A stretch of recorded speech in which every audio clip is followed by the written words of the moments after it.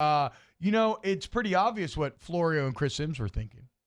They're pretty salty after the Saints-Buck result. So in case you missed it, we're going to play 3 different clips. Here are Florio and Sims following the Saints' dismantling of the Tampa Bay Buccaneers, which, as you remember, like ESPN, them on NBC, like it was like 3 or 4 different national shows chose the Bucs to a man. Not a single person chose the Saints. Here were Florio and Sims after the game. We didn't play. The Buccaneers did. But we're the ones that get it. That's fine. I understand. But I can't wait to give it to the Saints the next time they lose to the Falcons when they shouldn't. Yeah, I know. Well, it's the psyche of an NFL football player. Well, I don't understand the players tweeting at the show and doing all that. For one, like, you weren't watching the pregame show. You were getting ready for a game. So you don't really know we picked them, okay? I mean, you just found out afterwards. And I understand players are going to use motivation, whatever, but this is not a motivational tactic. And I'm with you. I'm sick of it. What? I mean, I didn't call you names. I didn't call you names until after the game, and then you lost. What point is Chris Sims even trying to make there? Like, you didn't know that we picked against you, except when you learned, and so then you did know. Like, what are you talking about? Yeah, they literally knew. They know, and so of course they're going to call you.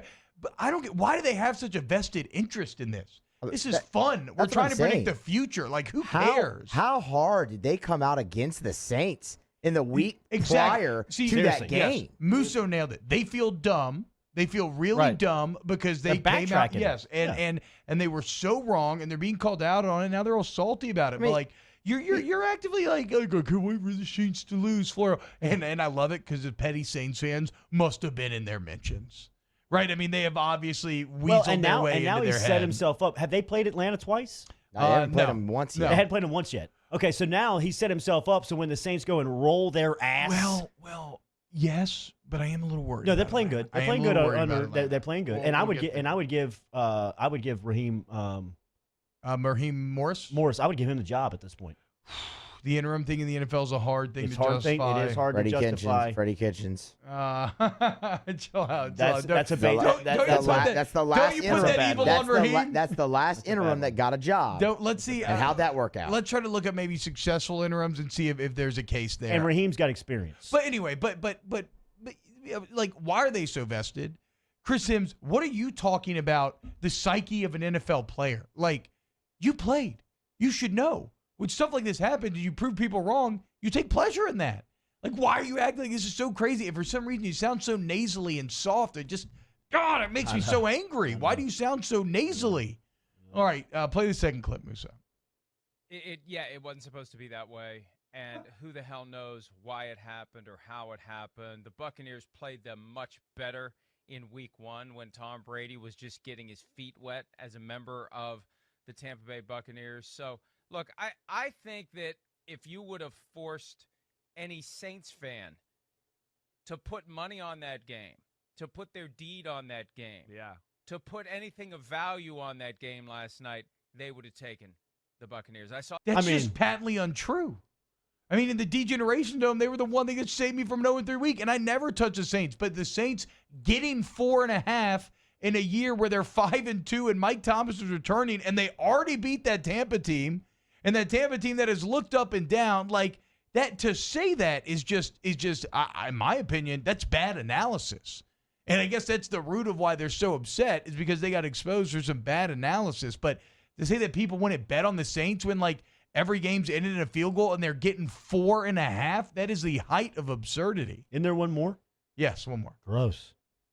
Drew Brees tried to throw interceptions to lose the game last week against the Bears. The Bears can't make big plays on offense against anybody, and they were making big plays against the Saints. So those are the reasons we were concerned and why we picked the Bucs. But they fixed those. Good for them, and I'm excited to see what they do with this win. Drew? Are you, Chris Sims? Are you excited? I can feel the excitement in his voice. Whenever Drew Brees plays well, Chris Sims just gets so angry. But, I mean, Sims has always been absurd when it comes to Breeze. He's the one that last year had him as, like the 13th best quarterback or something in the NFL. We got to get Chris Sims on this show. Outside of the top 10. We have got to get Chris Sims on this show. Kingmaker just picked up his phone. I knew you were going to get triggered when you finally heard this audio. I am going at Chris Sims to get on this show, I mean, man. is that not the saddest, softest bit of radio that you've ever witnessed in your entire life? I mean, that is embarrassing. And I've done sad radio, but yeah, I mean, it is embarrassing because they're putting way too much of their own personal emotion in it. This is analysis. You're a national show. You are trying to predict the future. You're going to be wrong. You're going to be wrong as many times as you're right. Like, you'll probably land around 50-50. Who cares? Does he follow you on Twitter? No. Because that's the only way that you can get into his DMs. No, I think I've called him soft quite a few times. All so right. I don't know if All right. We're going to have to try to make a play Not here. blocked, I don't know what our play is going to be here, but we're going after Chris Sims to see if we can't get him on this show. And Florio, you should be above that. You run Pro Football Talk. Like, come on. You cover every NFL team. You should be above this sort of weird, like, not tribal, I don't know, just above being so married to your opinions that you can't recognize. And I think that's been a lot of frustration with Saints fans.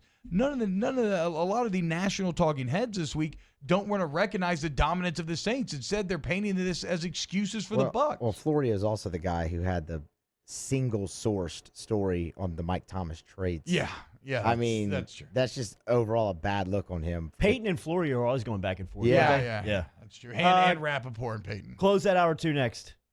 Off the bench with Colada and T-Bob.